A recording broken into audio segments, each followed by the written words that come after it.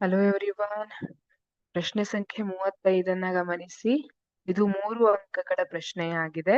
ಅದರಲ್ಲಿ ಎ, ತಂದೆಯಿಂದಲೇ ಮಗುವಿನ ಲಿಂಗ ನಿರ್ಧಾರಣೆಯಾಗುತ್ತದೆ ಏಕೆ? ಹುಟ್ಟುವಂತಹ ಮಗು ಗಂಡು ಅಥವಾ ಹೆಣ್ಣು ಅನ್ನೋದು ತಂದೆಯಿಂದಲೇ ನಿರ್ಧಾರವಾಗುತ್ತೆ ಏಕೆ ಅಂತ ಕೇಳಿದ್ದಾರೆ. ಈಗ ಮಾನವರಲ್ಲಿ ಎಷ್ಟು ಜೊತೆ ವರ್ಣತಂತುಗಳಿದೆ ಅನ್ನೋದು ನಿಮಗೆ ಗೊತ್ತು. 23 ಜೊತೆ ವರ್ಣತಂತುಗಳು ಅಲ್ವಾ? ಅದರಲ್ಲಿ 23ನೇ ವರ್ಣತಂತು ಮಹಿಳೆಯರಲ್ಲಿ XX ಇರುತ್ತೆ, ಇವೆರಡು ಸರಿಸಮವಾಗಿರುತ್ತೆ. ಆದ್ರೆ ಪುರುಷರಲ್ಲಿ XY ಇರುತ್ತೆ. ಇದನ್ನ ಸರಿಸಮವಲ್ಲದ ಜೋಡಿ ಅಂತ ಹೇಳ್ತಾರೆ. ಯಾಕೆಂದ್ರೆ Y ಅನ್ನುವಂಥದ್ದು X ಗಿಂತ ಸ್ವಲ್ಪ ಚಿಕ್ಕದಾಗಿರುತ್ತದೆ. ಈಗ ತಂದೆಯಿಂದ X ವರ್ಣತಂತು ಪಡೆದ ಮಗು ಹುಡುಗಿಯಾಗುತ್ತದೆ. X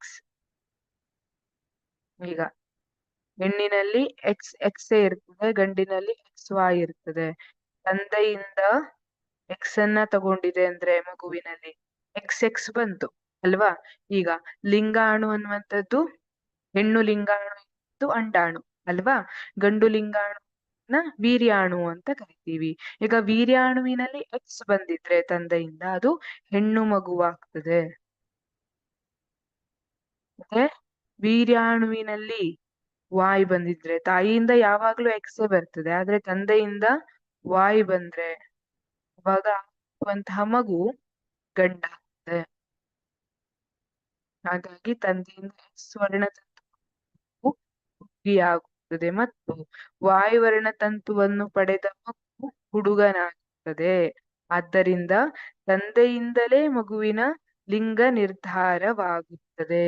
ವೀರ್ಯಾಣುವಿನಲ್ಲಿ X ಬಂದಿದ್ಯಾ ಅಥವಾ Y ಅಂತ ಬಂದಿದ್ಯಾ ಅನ್ನೋದ್ರ ಮೇಲೆ ಮಗುವಿನ ಲಿಂಗ ನಿರ್ಧರಣೆಯಾಗುತ್ತದೆ. Thank you.